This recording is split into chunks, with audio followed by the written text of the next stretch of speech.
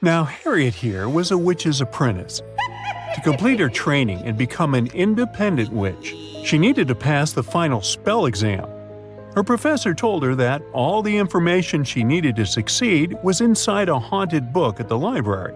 So Harriet headed there to find it. Take a look around. Can you spot it?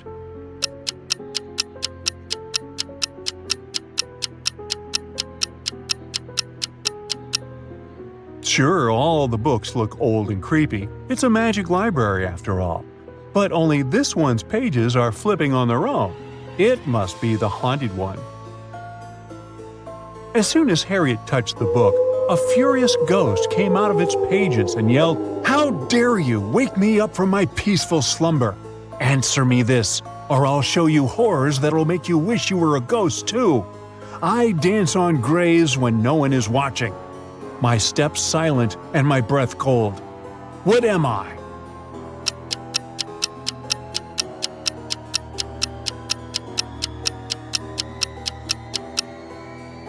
It's the fog.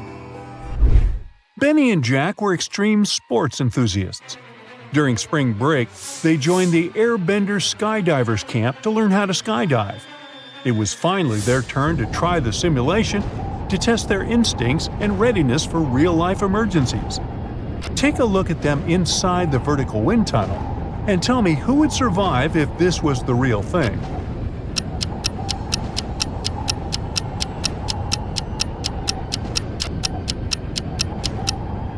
Even though Benny is blindfolded, it would be he who would survive, because Jack here forgot to wear his parachute. Now Nathan was trying to break a record by sailing around the world in just a week. However, he got caught in a terrible storm. His boat couldn't fight the waves, and he found himself cast away on an unfamiliar island. When he opened his eyes, he was surrounded by the angry locals. They couldn't decide how to punish him for disturbing their peace, so they gave him 3 options. They could send him to a cave infested with tarantulas, throw him in a pit filled with venomous snakes, or feed him to the hungry tigers. Which should he choose?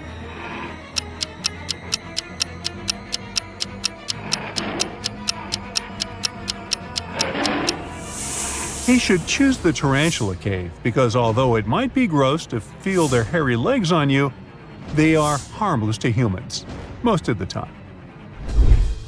Zelda found herself trapped at the top of a wizard's tower. She discovered 3 ropes leading out of the window down to the ground. Which rope should she choose to escape?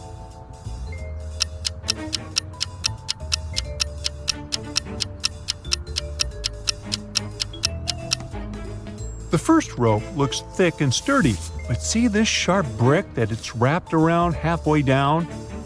That will likely cut it under Zelda's weight. On the other hand, if you take a closer look, you'll see that the second rope is no rope at all. It's a long snake. So that leaves her with the first rope.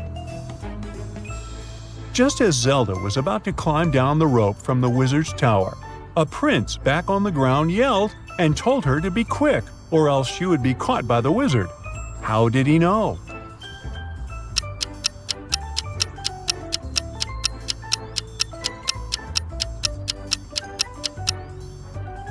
Take a look at this area on the tower. There's a gap where a brick should be, revealing an eye watching outside from within the tower. That must be the wizard. Jonas wanted to surprise his girlfriend on their first-year anniversary. So he booked a table at the new mystery-themed restaurant in town, known for its unique concept where guests weren't supposed to order but were served surprise dishes instead. After they were seated, 3 waiters approached their table. Each had a covered dish on their food cart, and Jonas and his girlfriend had to choose one. But Jonas thought one of the waiters looked suspicious. Who is it?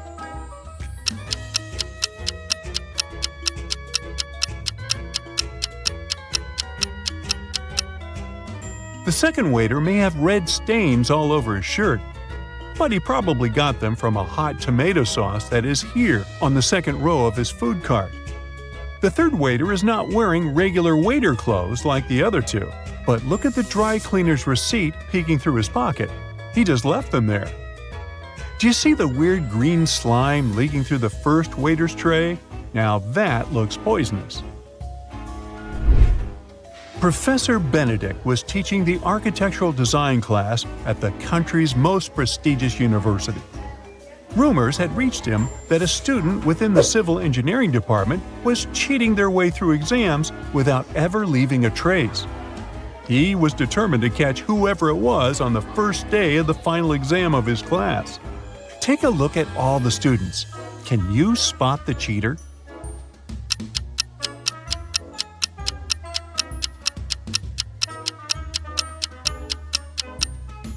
You think it's this girl with the ponytail because she has a calculator on her desk, right? Wrong. See the note on the blackboard? It says calculators and rulers are allowed. But check out the ruler the Ronald Weasley-looking guy in the back is holding. It's not a regular one. It has the answers on it. Audrey and Henry were driving across the country for their friend's wedding. As night fell, they began to feel tired and decided to find a place to rest. When Audrey searched for hotels on her phone, she found that there was only one option with available rooms on their route. As they checked in, the hotel clerk informed them that there were 3 rooms available. Take a look at their options. Which room should they choose?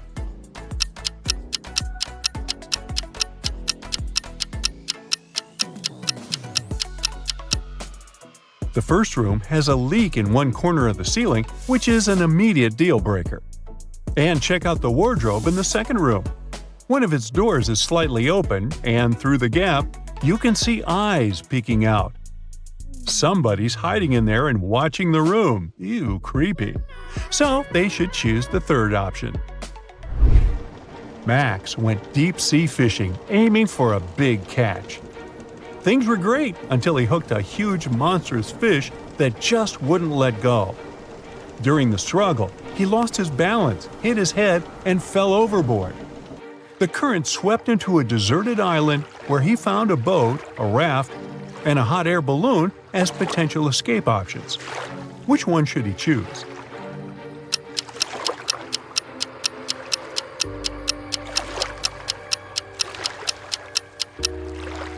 The boat has a hole in this side, so it's definitely not seaworthy. The raft seems sturdy, but there are shark fins circling nearby. The hot air balloon, on the other hand, might be looking old, but it is filled and ready for takeoff. Cassandra and her friends went to the woods to have a picnic. However, after their meal, Cassandra fell asleep under the sun. When she woke up, she realized her friends had left her there, and they were all gone. She didn't know the woods that well, so she got lost trying to get back. All of a sudden, the path she took split up into 3 smaller roads. The first one led to a swamp with flesh-eating crocodiles. The second led to a bloodthirsty vampire's castle, and the third led to an active volcano. Which one should she take?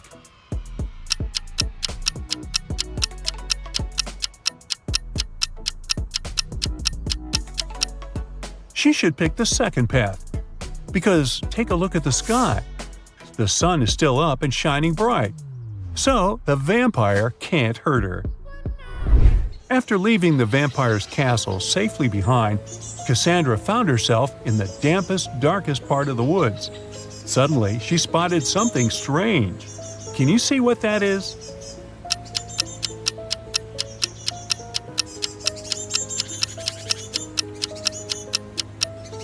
It's this teeny tiny bicycle standing next to mushrooms on the ground. As Cassandra took a closer look at it, she noticed that the mushrooms had even tinier doors and windows. When she yelled, "Hello!" a fairy greeted her and said, "I see you're a lost traveler. I'll magically teleport you if you answer my riddle. What has roots that nobody sees, is taller than trees, up it goes, yet it never grows?"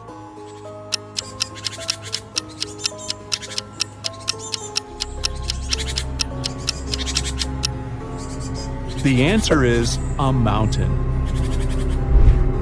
Now Simon got a call that he accepted to become a contestant on the new quiz show. So, you want to be rich? When it was his turn to compete, he made it to the final question, which was, how is it possible that a person's birthday is in January, but they celebrate it in the summer? Can you help him win the grand prize?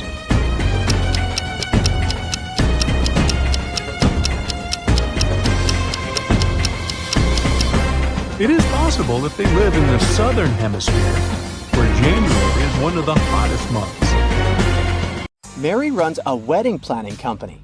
She arrives at her office early in the morning. Oh no! Someone stole the entire supply of expensive sun-dried tomatoes prepared for the upcoming party. Oh no. Mary closed her office at 10 p.m. last night and the snacks were right there. She calls the police. The detective identifies 3 suspects and visits their houses. The guard was on duty last night. He assumes that the thief could have sneaked into the office while he was on another floor. According to the cleaning lady, she's allergic to tomatoes, and she can't even cook them. And a hairdresser who works nearby claims that she closed her salon at 8 p.m. last night and went home right after that. Who's lying?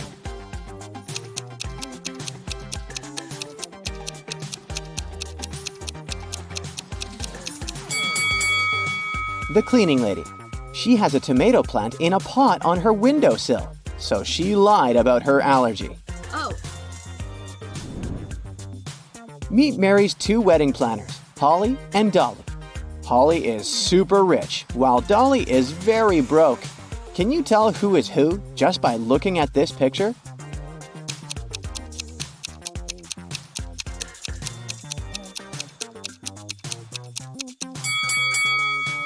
Take a look at the lady on the left. There's a lot of junk food in her fridge. Meanwhile, the one on the right has less food, but it's healthy and expensive. She chooses quality over quantity, so she must be a Holly. And the other one is Dolly. Oh. Mary is scrolling her social media and comes across these 2 pictures. One of these families are billionaires. Can you guess who?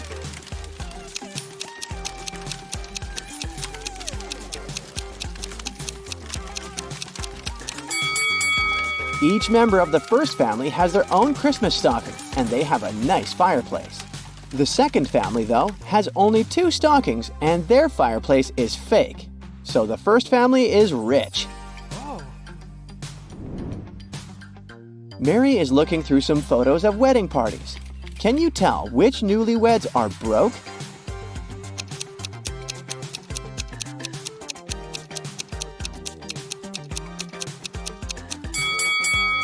The second picture depicts some silky bows and expensive snacks. So the first couple is broke. They use cheap snacks and handmade garland for their wedding party. Oh. Take a look at these 2 wedding pictures of Mary's recent clients. One of these couples is very rich. Can you guess which one?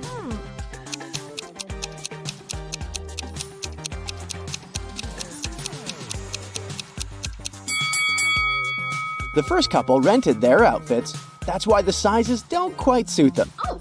Meanwhile, the second couple's outfits are more casual, but they're neat and expensive.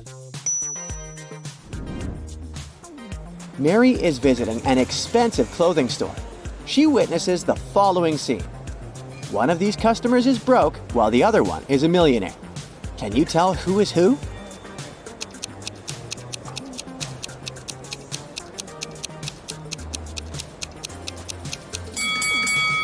The first guy is broke. That's why he hesitates and feels shy while asking about this expensive t-shirt. Meanwhile, the rich guy feels free to ask questions about prices because he can afford everything. But he still wants to know why it costs so much. Reasonable. Oh my god. Mary is having lunch at her favorite diner. At the next table, she spots 2 pretty ladies. One of them is super rich. Can you figure out who?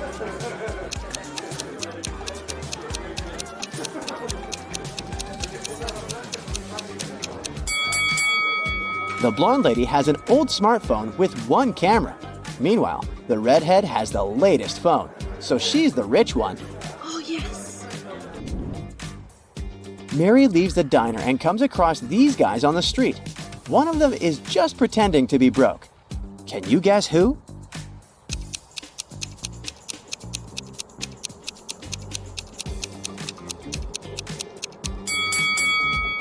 It's this guy. He's wearing an expensive smartwatch. Mary enters a supermarket. 3 pregnant women are standing in the line. Can you figure out who's super rich?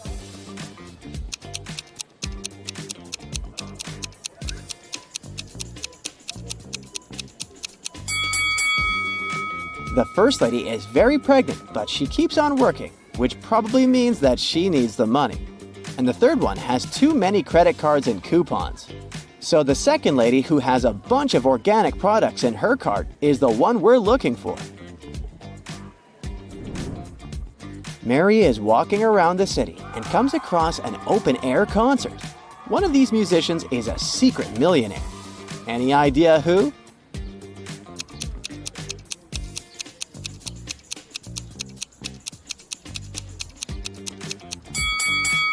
This lady, she's wearing diamonds under her simple outfit. Oh, yeah. Mary brings a box of chocolates to the office to treat her coworkers. The box had 57 chocolates, out of which all but 17 were eaten. How many chocolates are now in that box?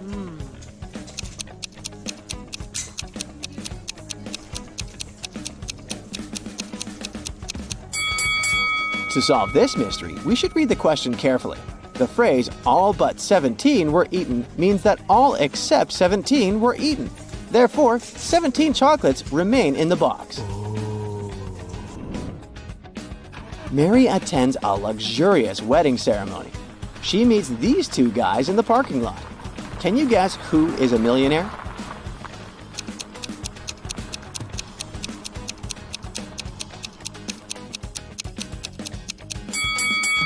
This guy is a taxi driver, while the second one owns a sports car. So he's a millionaire. Mary enters the party. She goes to the bathroom and sees 2 ladies applying makeup. Can you figure out whose husband is richer?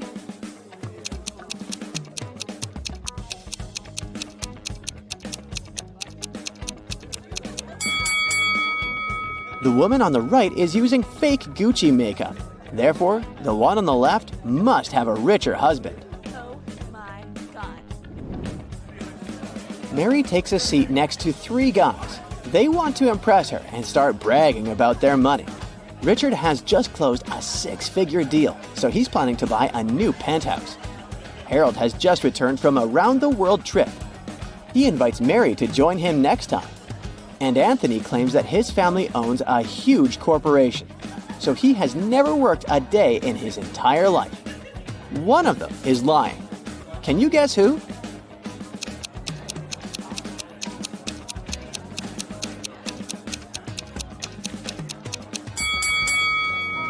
Richard.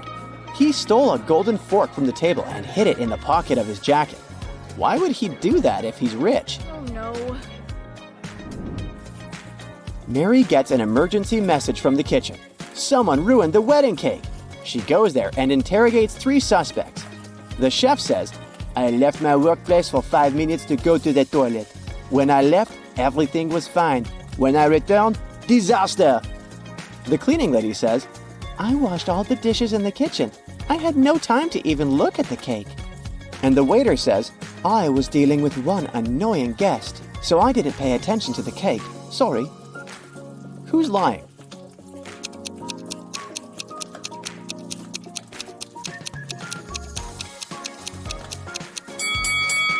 The cleaning lady said she washed all the dishes, but there are still dirty dishes in the sink. Busted! Mary is searching for a perfect location to host the next wedding party. She finds 4 available options, but only one of them is a safe deal. Can you help her make the right choice?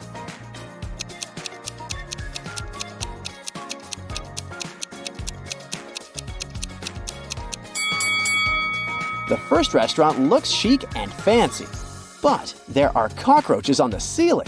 Ew. According to the info box, the second location will be built in the next century, but it looks pretty ancient, so it's probably a scam. Oh. The fourth restaurant is nice, but it has leaking pipes. No. Thus, Mary should choose the third option. Yes! Mary goes to see the location. She explores the basement and gets lost. Oh my god. Mary finds herself locked in a room without windows or ceiling. Oh god. The room starts filling up with water pretty fast. The walls are 15 feet above the floor. But Mary can't swim. There are 3 objects in this room: a wooden barrel that is 3 feet tall, a 4-foot-high bike, and a 5-foot-long rope. Mary is 6 feet tall. Can you help her find a way to survive?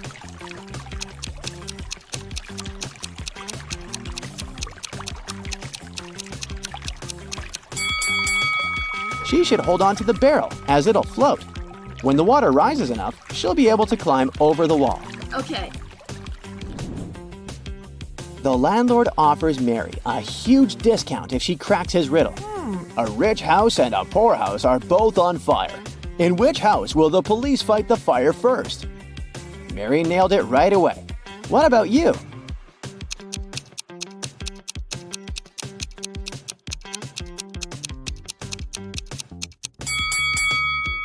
The police don't fight fires. The firefighters do. Mary's 2 besties send her selfies. They're both bragging about their new expensive dresses. One of them is broke, while the other one is a millionaire. Can you guess who is who?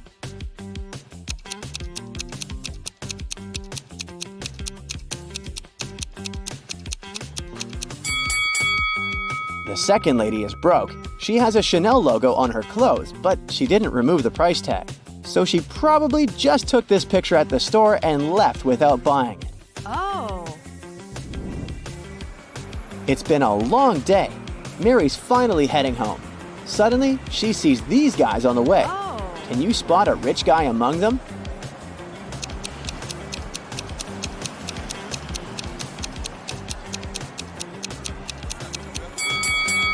This guy has a car. Luna here buys a plot of land with an unfinished house. The previous owner started construction 2 years ago, but he didn't finish it. Luna launches reconstruction, and soon she realizes that the house is haunted. Most ghosts are peaceful, but after a while, some mischievous ghost begins to ruin the house. Luna calls a famous ghostbuster, Phil. He interviews all the ghosts. The handyman ghost says he's been here since the very beginning, because he fell during construction. The ghost doctor says he moved here 6 years ago to hide from people and enjoy silence. And the third ghost used to live in a lake nearby, but then settled here. That was more than a year ago. So, who's lying?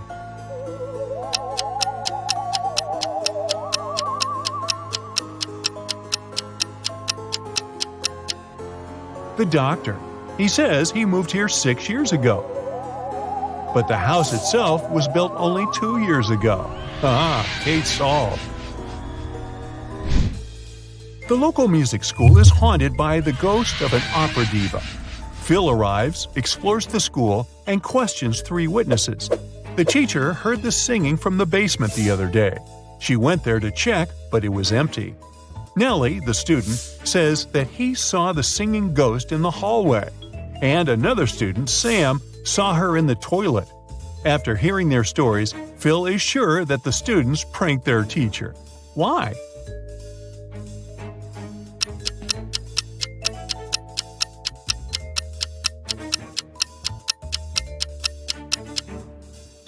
Take a closer look at the basement. It's full of dusty stuff.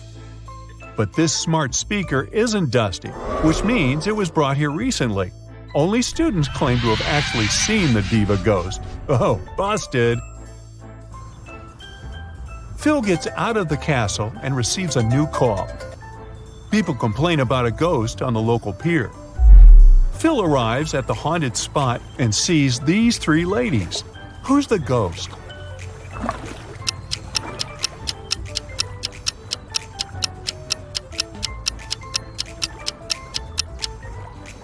All 3 are ghosts. If they were living, dense people, their backs would be reflected in the water, not their faces. Phil asks the ghost ladies to leave. Two of them agree, but the third one escapes to the nearest forest. Phil follows her, but he loses track. Can you help him find her?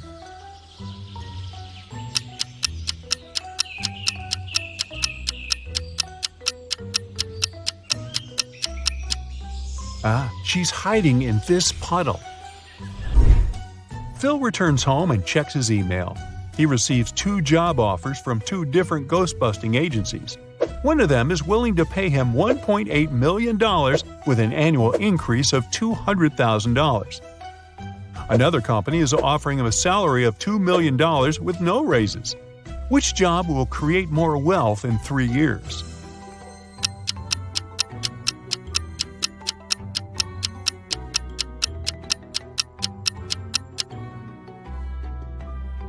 Alright, let's do the math. If Phil picks the first agency, his salary will grow to $2 million in the second year.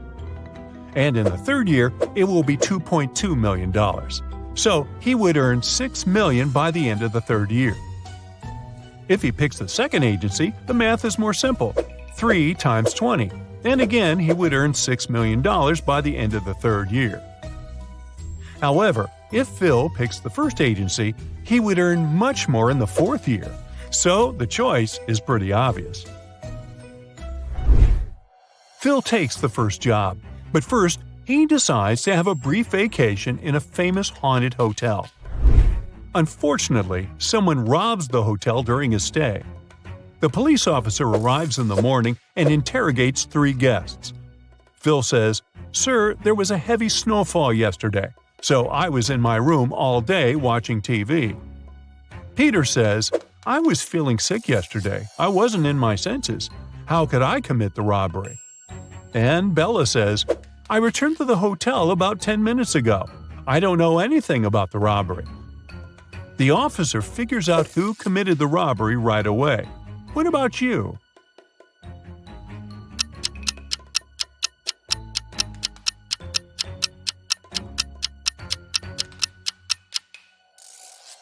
Bella is suspicious. She says she returned 10 minutes ago. But there are no footprints outside the hotel except for the officer's footprints. The next morning, Phil wakes up in a haunted basement. He's starving. Suddenly, a creepy man enters and brings him 4 plates of food. He says that Phil can only choose one dish. What should he choose?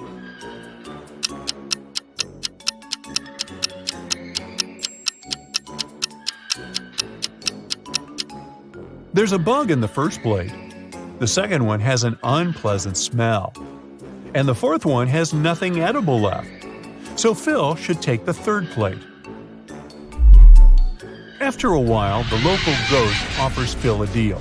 If he solves a riddle, the ghost will help him escape. What phrase is represented by this rebus below? Can you help him out?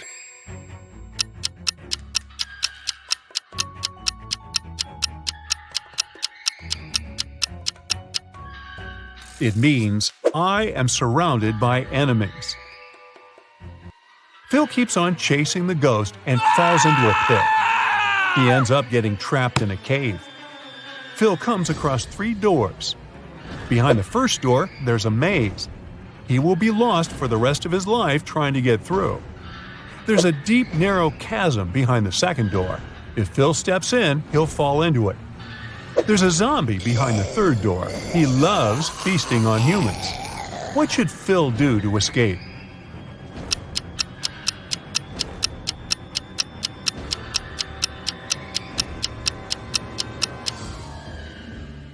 He should open the second door, then open the third one and quickly hide behind the first door. The zombie would assume that Phil entered the second door and start chasing him. The zombie will fall into the chasm and Phil will be free to go through the third door.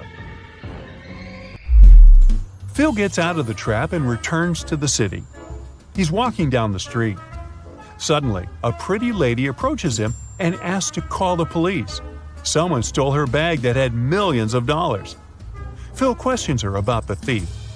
She says she was walking down the street when a guy came running from behind. He was wearing gloves and a face mask. He snatched the bag and ran away. She couldn't even see him. Phil asks, "How come you have scratches all over your face?" She replies that she tried to catch him and he scratched her cheek with a golden ring.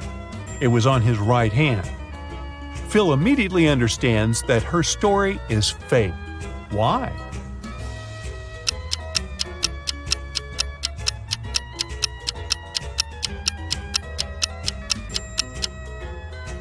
The lady mentioned that the thief was wearing gloves, so he couldn't scratch her with a golden ring.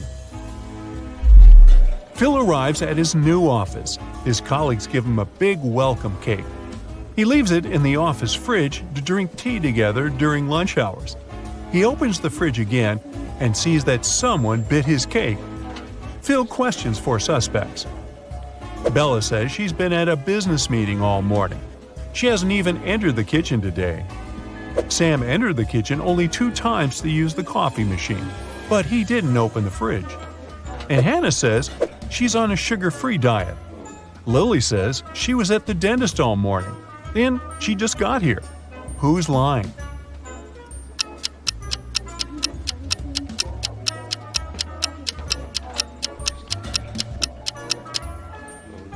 Sam. Take a look at the coffee machine. The sign says that it's broken. Therefore, his entire story is fake. Phil's client sends him 2 pictures of a creepy haunted house. Can you spot 7 differences between them?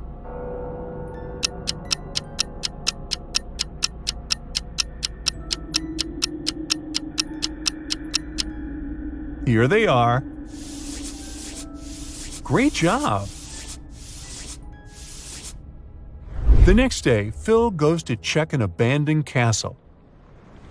He gets trapped in a room with 3 doors through which he can escape, but each way hides some danger. There's a zombie behind the first door.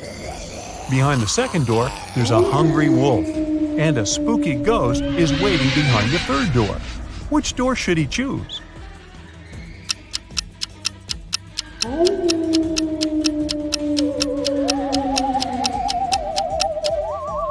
Ghosts tend to scare people, but they are not dangerous, so the third door is the safest option. Phil finds himself in a hallway. The door is closed and the lock appears to be quite complex.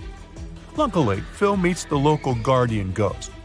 He shows Phil 3 keys. One of them will certainly unlock the door. However, if Phil uses the wrong key, he'll stay trapped in this cursed castle forever. Can you help him choose the correct key?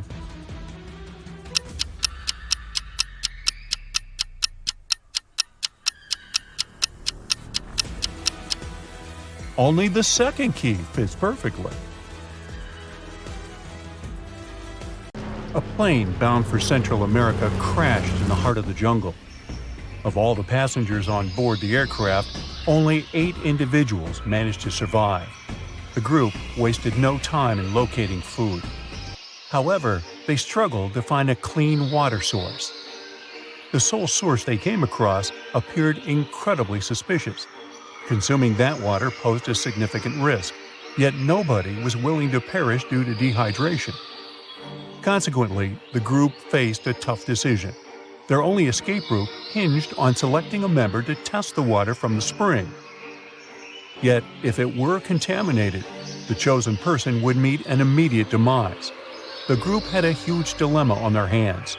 Who were they supposed to sacrifice?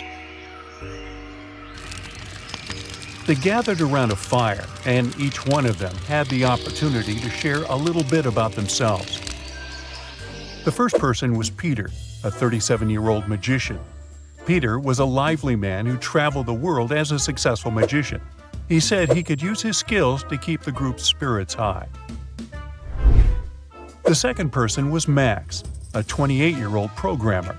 Before the crash, he was busy developing software that could change the world. The survivors don't think highly of him, though. He's a bit of a diva. But he argued that his skills and knowledge would be needed by society, since the secret project he was working on could save the lives of millions of people. Then there was Jude, an experienced and honored doctor. Jude had volunteered for many charity organizations and saved countless lives. He said that if the group wanted to have a chance of survival, they needed to spare his life. Next, Marina, a 52-year-old cook, told her story. She said she had recently divorced her husband and was starting to make a life for herself. Up until then, she was a stay-at-home mom with no purpose in life. But after her divorce, she decided to follow her dreams and enrolled at a fancy culinary school. She said she could make delicious food for everyone, even with so few resources available. Even though Mary was wearing expensive clothes, she said she was all for a greener planet. She was a 22-year-old girl straight out of college. She was on her way to Costa Rica for a spiritual retreat when the plane crashed. She said she was an expert at nonviolent communication and could help the group keep harmony through these stressful times. Sean was anxious when he started speaking. He was a former convict and was afraid that the group would immediately turn on him when he told a story. Yet he was very honest when he said that he had learned his lesson in prison and was committed to making the world a better place from then on. Then Daniel, a famous 30-year-old athlete, started speaking. Despite his youthful age, Daniel had already won multiple medals. He was extremely fit and could help the group get through those extremely harsh conditions by building shelters or even protecting them from wild animals. The last member of the group was Tom, a 15-year-old boy. Unfortunately, he lost his parents during the crash and was left alone. He had no special abilities to help the group. Jude, as the oldest person in the group, took the lead in the decision-making process. He asked everyone to answer the question, "Why should you not be sacrificed?" The first person to speak out was Peter, the magician. He said, "I make people laugh and awe at the magic of life. Through me, magic keeps on living. I can't be sacrificed." Then programmer Max said, "I'm going to change the world with my secret project. You really have no idea about the revolutionary idea I'm working on. If you sacrifice me, you'll deeply regret it." Dr. Jude said, "I'm pretty old and I've lived a good life, but I'm one of the few people here who knows how to save lives. What would you do if you sacrificed me?" Marina the cook said, "Guys, I just recently found my purpose in life again after the divorce. I have so much to do in this world. There are so many opportunities ahead of me." Mary, the woo-woo girl, said, "There are opportunities ahead of me too. I just finished college. Who knows? I could become a great spiritual leader and change the world. You'll regret it if you get rid of me." Ex-convict Sean said, "I understand if you choose me to drink the water. I just want to say that I'm a changed man and that I will do everything in my power to make it up to society if I get out of here alive. I can be an inspiration to many people." Athlete Daniel said, "I think there's still a good number of medals to win, but hey, I'm willing to take one for the group if I need to. I'm pretty strong and who knows, maybe the water won't harm me." Lastly, Tom the teenager spoke. He said, "I'm pretty scared of drinking the water. Please don't make me do it. I swear I'll grow up to be a good person." After listening to everyone, the group needed to vote. But before voting against anyone, they were supposed to think about each person's usefulness for the group and society in general. As a magician, Peter can contribute to the preservation and development of cultural traditions and the entertainment industry. Although his skills are not critical for physical survival, they might be important for the psychological health of the group. Max has good analytical and problem-solving skills, but in a survival environment, his technical skills were not so in demand. Plus, his secret project could easily be some AI technology that could rule over humanity. Jude is one of the most valuable members of the group because of his ability to provide medical support. Marina, the cook, can be important for maintaining health and morale through nutrition, but not critically important for survival. Mary's role is less important. She's more of an idealist than a problem solver, so her direct impact on group survival is extremely limited. Sean, the ex-convict, has acquired skills in difficult conditions and situations which can be extremely useful in survival. Also, his potential rehabilitation story may inspire social change and reform. Daniel, the athlete, is important. His physical abilities are important to the group, and he can serve as an inspiration to others. Tom, the kid, is not able to participate equally in survival tasks. And who knows, he may grow up to be a great or terrible person. It's 50-50, and there are no guarantees he will either be useful or harmful to society in the future. When Dr. Jude received all the votes, he was appalled by the decision of the group. He expected that most people would vote to sacrifice Max, the programmer, but no. They chose to sacrifice Tom, the young kid, and took him to the water spring. He drank the water to see if it was safe, and just a few hours later, Tom passed away. The group was very shaken by the kid's early demise, and they were also desperate, because without water, they would all have the same fate before rescuers had time to find them in the middle of the jungle. That's when programmer Max had an idea. "I think I can design a primitive filter to purify the water," he said. Max quickly described his plan to create a device that could use coal, sand, and rocks to filter pollutants from the water. The group listened to him carefully, and the decision to try to create a filter seemed to them to be the best way out of the situation. With the help of other members of the group, Max was able to assemble the device. After the first tests, the filter worked successfully, and the water turned out to be safe to drink. What a plot twist, huh? Now, I've got a question for you. Which person would you sacrifice? But I would like to remind you that there is no correct answer. Jack was walking home after a late night at work, but then he slowly started to feel dizzy, and everything turned into darkness. He opened his eyes in a jungle. When he took a look around, he spotted a jaguar which was slowly waking up. He needed to run. There were 3 different paths ahead. Which one should he choose?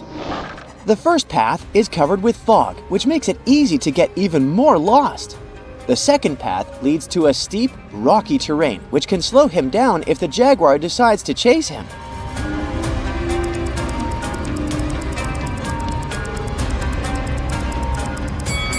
So he should pick the third path. But hey, maybe you're a true adventurer, unlike Jack.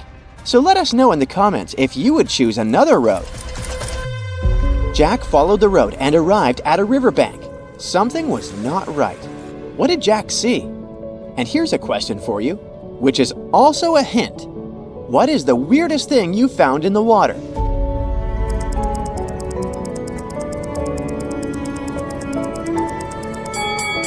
And look inside the river. There are small historical artifacts floating in the water with the stream. Ancient-looking artifacts. But as soon as he did, an arrow flew by and stuck in the tree right next to his head. Someone was attacking him. What should he do to escape them? Don't let Jack get hurt.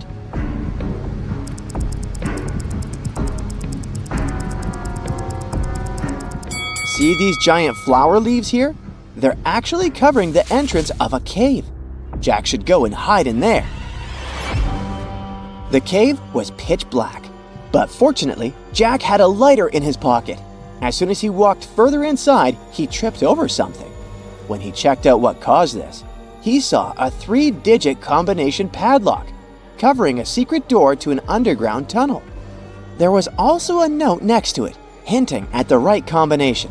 Take a look at it. Can you help Jack crack the code?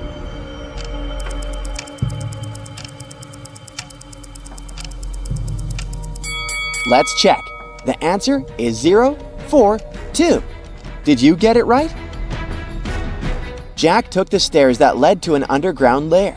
That's when someone came running to him and said, "Please help me save my husband! The evil doctor, he cloned him. I don't know which one is him, and I only have one chance." How can Jack figure out the real husband? This lady's husband doesn't have much time. Identify him in the comments before it's too late.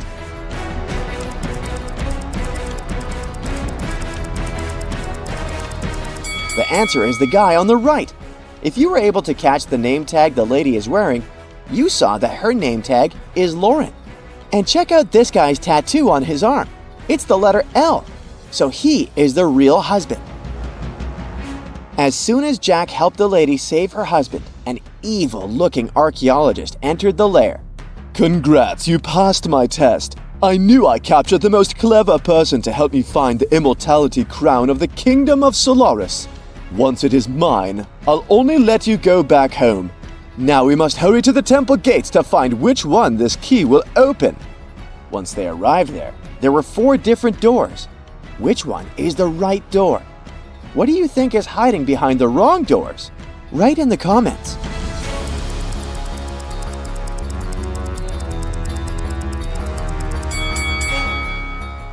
The key they have will open the 3rd door. The door led them to an empty room. There were only 3 sticks and a note on the floor that said, "Solve this and the next step on the path to eternal life will appear. If you can't, you'll forever be trapped in here. Turn these 3 sticks into 4 without breaking a single one."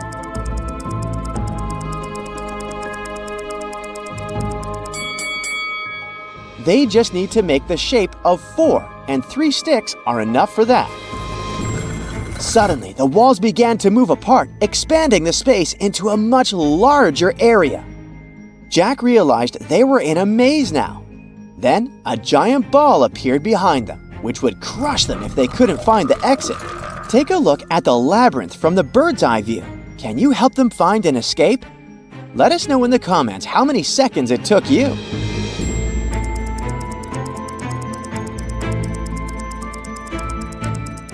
Here's the path they should take to exit the maze. At the end of the maze, there were 4 different columns with images of dotted squares on them.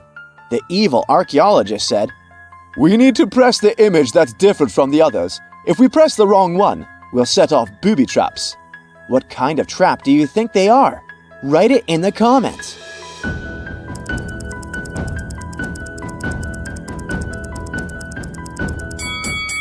The 4th one is different. After pressing the correct image, a secret passage opened, leading them to a circular room covered with 4 different mirrors on each wall. In the center, there's a pedestal with an ancient scroll that read, "You'll find the path to the immortality crown only behind the true reflection. But pick the wrong one, and you'll end up in the tombs." Which mirror should they pick? Who among your friends can spot the differences fastest? Write it in the comments.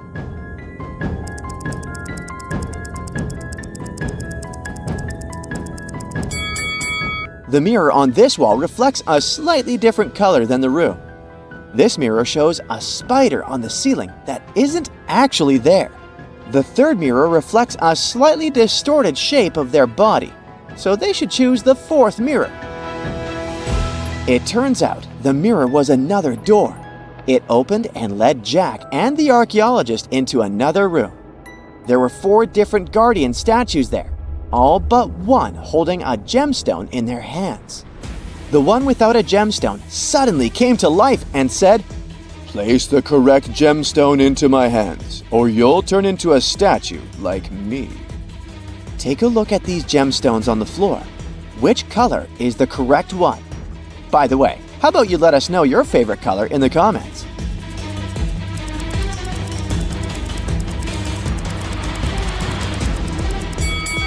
So to pick the correct color, you need to take a look at the pendant around each statue's neck. The first one holding the red gemstone has the fire symbol. The second one holding the green gemstone has the earth symbol. And the one holding the yellow gemstone has the air symbol. So, since the 4th statue has the water symbol, that means it needs to be holding this blue gemstone.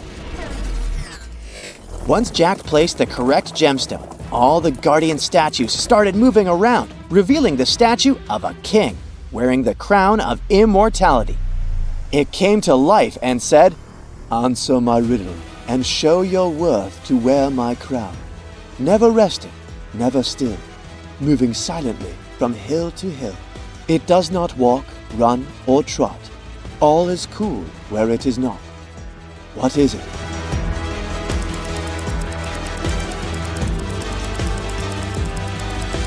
The answer is hidden in the name of the kingdom.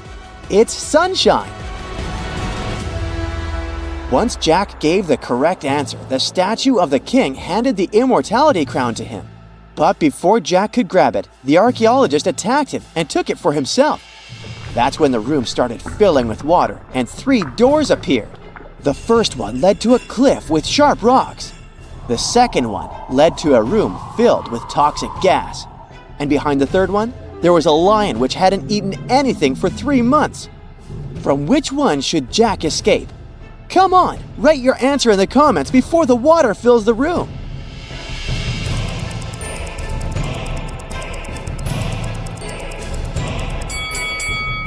He should pick the third door. A lion that hasn't eaten in 3 months would not be alive. The moment Jack crossed the door, he opened his eyes on his bed. Turns out it was all a dream. Or was it? How can you know? Drop a crown emoji in the comments if you spotted it immediately.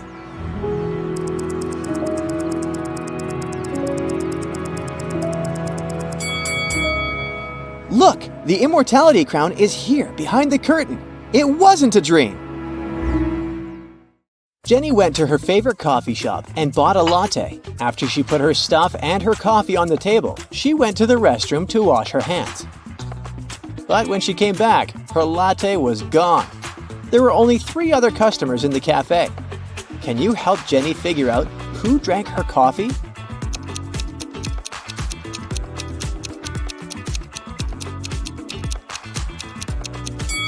This guy here has the same latte cup, but there are ice cubes in it. He must be drinking iced coffee. This lady's cup on the table is too small. She must be having an espresso. But check out this guy. Even though he doesn't have any drinks on the table, he has a coffee mustache on his face. And Jenny's empty latte cup is inside the trash behind his table. Kenny, the beach guard, spotted 3 people arguing on the beach. They were all claiming they had found a gold necklace in the sand. Tom said, "I found it with my metal detector." Lisa said, "I found it in the ocean while swimming." And Mike said, "I was digging in the sand to make a sandcastle, and that's when I found the necklace." Kenny knew only one of them was telling the truth. Who really found the necklace?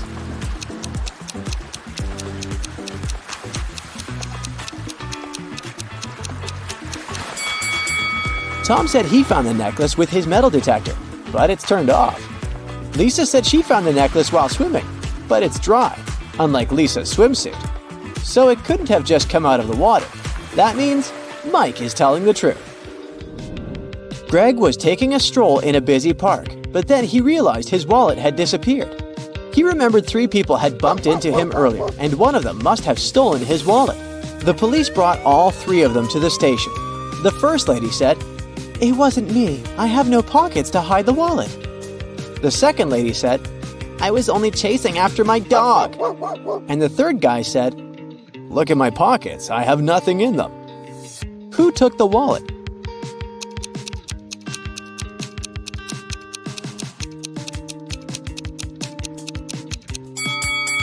The third guy's pockets might be empty, all right, but take a closer look at the skateboard he's holding under his arm. This section of it is wrapped with duct tape, even though the skateboard doesn't look broken. And under the tape, hidden, there's something bulky. That must be Greg's wallet. Barney, the owner of the local gym, called Detective Espinoza and said someone had broken all the sports equipment before he arrived. When Detective Espinoza watched the security footage, he noticed that the vandal was still inside the gym and was last seen entering the dressing room stalls. Detective Espinoza immediately rushed there, but all 3 stalls were occupied. Can you help him find out who the criminal is?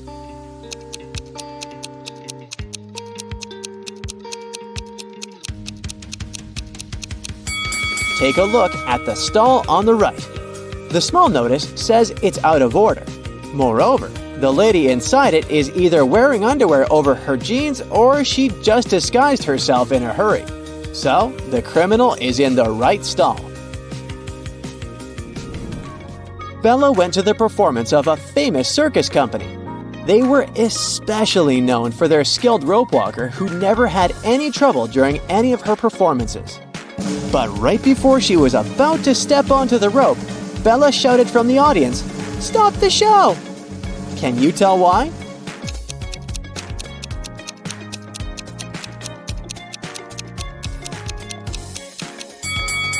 Take a look at the heels of the rope walker's shoes. The right shoe's heel is cracked. That could easily catch on the rope and cause her to slip no matter how talented she is. James had been saving money to buy himself a new motorcycle. He finally had enough to get the new model. When he headed to the store, he saw that there was a special offer. The helmet and other safety equipment would be free if he could answer this riddle. What kind of coat is always wet when you put it on? Can you help James get freebies?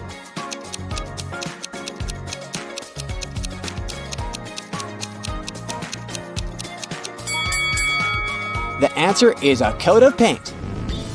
James couldn't wait to drive his motorcycle back home. However, on his way, he made a wrong turn and ended up at an unknown crossroad. Which path should he take?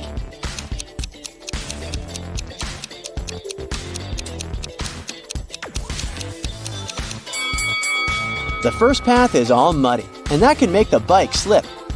The second path looks like it's only covered with dried leaves. But if you take a closer look, you can see nails that can give James's motorcycle flat tires. So he should take the third path with the tiny pebble stones. After completing her yoga class, Aisha couldn't find her car keys. When she claimed it to the receptionist and asked for help, she said she saw 3 people near her locker. When Aisha questioned them, Rupert said he didn't even know how to drive. Lily said she was living within walking distance of the studio, so she wouldn't even need to drive. And Alan said he only had his own car keys. Can you tell who's lying?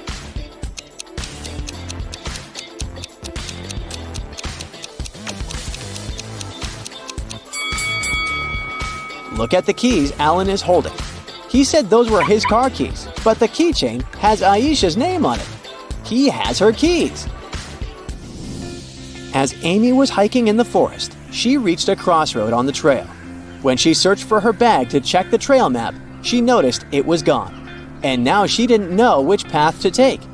Can you help her?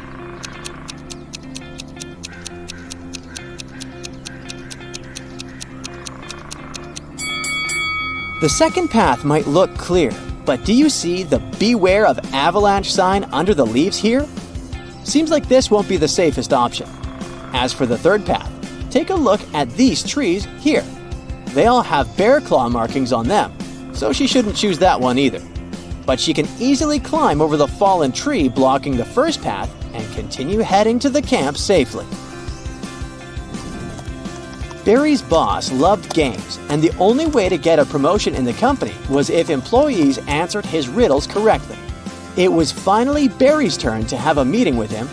When he entered the office, the boss said, "Tell me the answer and become a senior." A man and his boss have the same parents but are not siblings. How is this possible?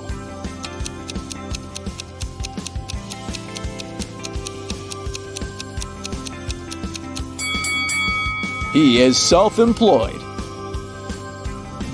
Ben and his girlfriend Jessica were enjoying the carnival in town. That's when Ben spotted the "Find the Odd One, Win the Prize" notice on one of the booths. The prize was a pearl necklace, and he wanted to win it for Jessica. The owner of the booth said Ben needed to spot the different wind-up toys on 3 different shelves. The first shelf had little bear toys moving around. Can you help him find the different one?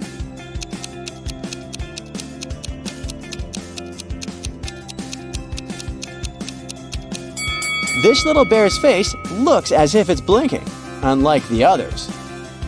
The second shelf was full of small wind-up robot toys this time. Which toy is different?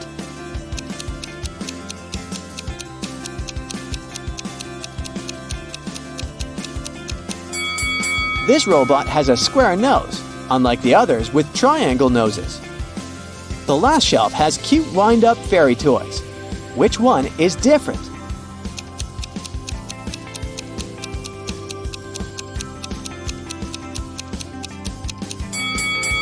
This fairy here has 3 wings. Detective Terry was chasing a robber who was running away across a crowded street. But just as he was closing in, a passerby momentarily blocked his view, and the robber vanished. At the end of the road, there were only 3 shops where the robber could be hiding. Take a look at the display windows of each one. Can you spot him?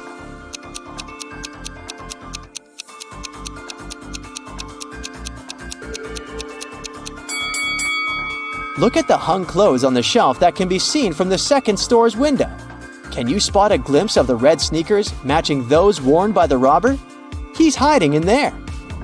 Victoria was invited to a costume party at her office. When she arrived, she noticed that one of her colleagues might actually be a monster. Can you tell who?